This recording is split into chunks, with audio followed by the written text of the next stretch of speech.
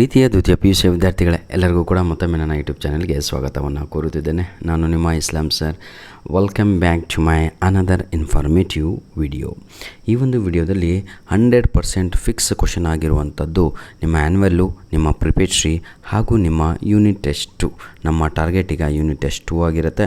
ಉದ್ದೇಶ ಇಷ್ಟೇ, ಪ್ರತಿಯೊಬ್ಬರಿಗೂ ಕೂಡ ನಿಮಗೆ ಇಂಟರ್ನಲ್ ಮಾರ್ಕ್ಸ್ ಔಟ್ ಆಫ್ 40 ಸಿಗಬೇಕು ಅಂದರೆ ಇಂಗ್ಲೀಷಲ್ಲಿ ದಯವಿಟ್ಟು ಈ ವಿಡಿಯೋನ ನೋಡಲೇಬೇಕು. ಬನ್ನಿ sir. Japan and Brazil through a travellers I ಅಂತ ಒಂದು ನಿಮಗೆ ಸುಂದರವಾದ ಒಂದು ಪಾಠವಿದೆ. ಈ ಒಂದು ಪಾಠದಲ್ಲಿ ಜಾರ್ಜ್ ಮೈಕ್ಸ್ ಅವರು 2 ದೇಶಗಳ ಬಗ್ಗೆ ಇಲ್ಲಿ ವಿವರಣೆಯನ್ನು ನೀಡಿದ್ದಾರೆ. ಹಾಗಿದ್ರೆ ನಮ್ಮ ಎಕ್ಸಾಮ್ಗೆ ಬರುವಂಥ ಪ್ರಶ್ನೆ ಏನು? How does George Mikes describe bowing to be a quainter, more formal, more oriental and infectious trait of Japanese people. Japan ಬಗ್ಗೆ ಏನು ಕೇಳಿದ್ರು ಇದನ್ನೇ ಕಿತ್ತಾಕ್ಬೇಕನ್ರಿ. ಆದರೆ ಹೆಂಗೆ ಬರೀಬೇಕು ಅಂತ ಹೇಳ್ಕೊಡ್ತೇನೆ, ಬನ್ನಿ ಸರ್. ಜಪಾನ್ ಕ್ವಶನ್ 3 ಲೈನ್ ಇರುತ್ತೆ, ನೆನಪಿರಲಿ. 2 ಮಾರ್ಕ್ಸಿಗೂ ಕೇಳ್ತಾರೆ, 3ಕ್ಕೂ ಕೇಳ್ತಾರೆ, 4ಕ್ಕೂ ಕೇಳ್ತಾರೆ. ಬನ್ನಿ ವಿದ್ಯಾರ್ಥಿಗಳೇ, ಈ ಕ್ವಶನ್ನು ನಿಮ್ಮ ಕ್ವಶನ್ ಪೇಪರ್ ಮೇಲೆ ಡಿಸ್ಪ್ಲೇ ಆಗಲಿಲ್ಲ ಅಂದ್ಕೊಳ್ಳಿ. ಹಾಗಿದ್ರೆ ಕ್ವಶನ್ ಏನು ಬರುತ್ತೆ ಅಂತ ಇನ್ನೊಂದು ಪ್ರಶ್ನೆಯನ್ನು ಕೊಟ್ಟಿದ್ದೇನೆ. Give an account of the Japanese mania for bowing as described by George Meigs. Give an account of the Japanese mania. Mania ಅಂದರೆ ಕ್ರೇಜ್ ಅಂತ. ಫಾರ್ ಬೌವಿಂಗಾಗಿ ಇರುವಂಥ ಕ್ರೇಜು ಜಪಾನಿನಲ್ಲಿ ಡಿಸ್ಕ್ರೈಬ್ ಯಾರು ಮಾಡಿದ್ದಾರೆ? George mics. ಅದನ್ನು ಬರೆಯಿರಿ ಅಂತ ಇದೆ. ಇದು ಕೂಡ ನಿಮ್ಮ ಕ್ವಶನ್ ಪೇಪರ್ ಬರಲಿಲ್ವಾ? ಟೆನ್ಷನ್ ತಗೋಬೇಡಿ ಸರ್, ಈ ಕ್ವಶನ್ ಅಂತೂ ಬಂದೇ ಇರುತ್ತೆ. Rules of Japanese families. ಪ್ರತಿಯೊಂದು ಮನೆಯಲ್ಲಿ ಜಪಾನಲ್ಲಿ ಕೆಲವೊಂದು ರೂಲ್ಸ್ಗಳಿದ್ದಾವೆ, ಅದನ್ನು ಹೈರಾರ್ಕಿ ಅಂತ ಕರಿತೀವಿ. ಜಪಾನೀಸ್ ಫಾಲೋ ಸಮ್ ಹೈರಾರ್ಕಿ ಅಂತ ಹೇಳಿದರೆ ರೂಲ್ಸ್ ಅಂತ, RULES ಅಂತ. Clear my dear? ಅದಕ್ಕೂ ಕೂಡ ಇದೇ ಆನ್ಸರನ್ನು ಬರೀಬೇಕು.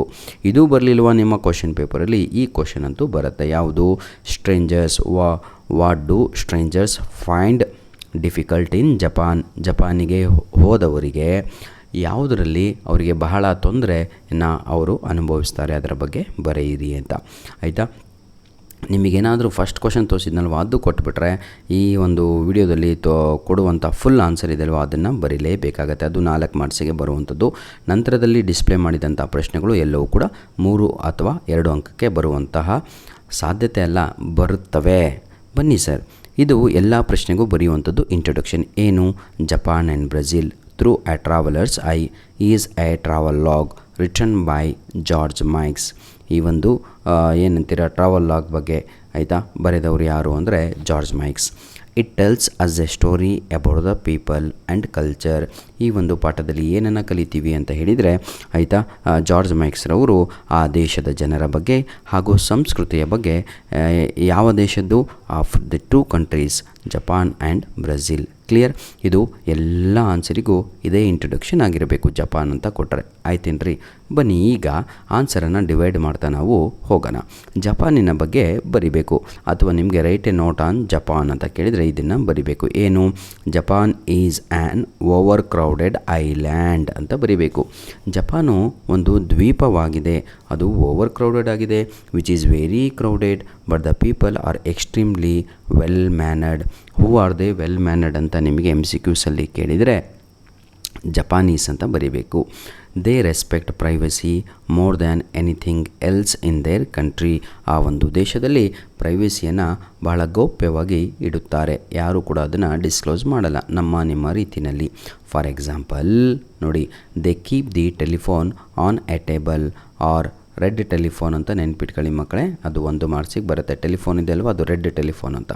On a table or on a cash counter and they do not have places for the booth. Enough places, ಆಯಿತಾ, ಯಾಕಂದರೆ over crowded island. One can talk about his business or about love but nobody listens to him. ಅಂದರೆ ಎಲ್ಲರೂ ಕೂಡ public ಪ್ಲೇಸ್ಗಳಲ್ಲಿಯೇ ತಮ್ಮ ಪ್ರೀತಿಯ ವಿಷಯಗಳಾಗಿರ್ಬೋದು, ಪ್ರೀತಿಯನ್ನು ವ್ಯಕ್ತಪಡಿಸುವುದಾಗಿರ್ಬೋದು, business ಮಾಡೋದಾಗಿರ್ಬೋದು, ಕೋಟಿ ಬಿಸ್ನೆಸ್ಸು ಏನೇ ಮಾಡಿದರೂ ಕೂಡ ಪಬ್ಲಿಕ್ಕಲ್ಲೇ ಮಾಡ್ತಾರೆ. ಅವ್ರಿಗೆ ಟೆನ್ಷನ್ ಇಲ್ಲ, ಯಾಕಂದರೆ ನೋ ಬಡಿ ಲಿಸನ್ಸ್ ಟು ದೆಮ್. ಆಯಿತಾ? ಬನ್ನಿ ಸರ್ ಮುಂದೆ ಹೋಗೋಣ.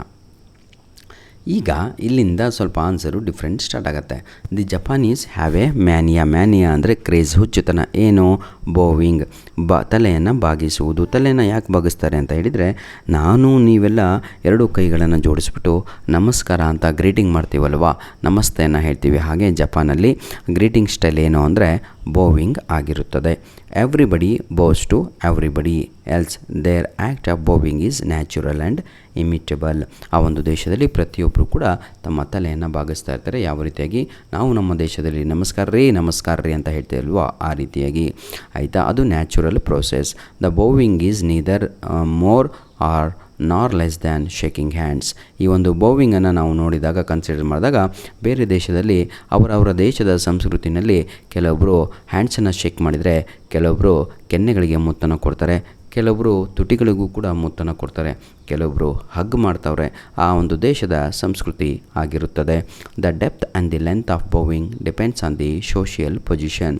ಅಂದರೆ ಜಪಾನಲ್ಲಿ ನಾವು ಭಾಳ ಈಸಿ ಅಂತ ಬೋವಿಂಗ್ ಹೋಗಿ ನಾವು ಕೂಡ ಗ್ರೀಟಿಂಗನ್ನು ಮಾಡಿದರೆ ಅದು ತಪ್ಪಾಗಬಹುದು. ಯಾಕಂದರೆ it depends the how long, how deep we should bow to depends on the social positions and the ranks of the people. In the Japanese culture one should make noise while eating the soup and it is a sign of appreciation.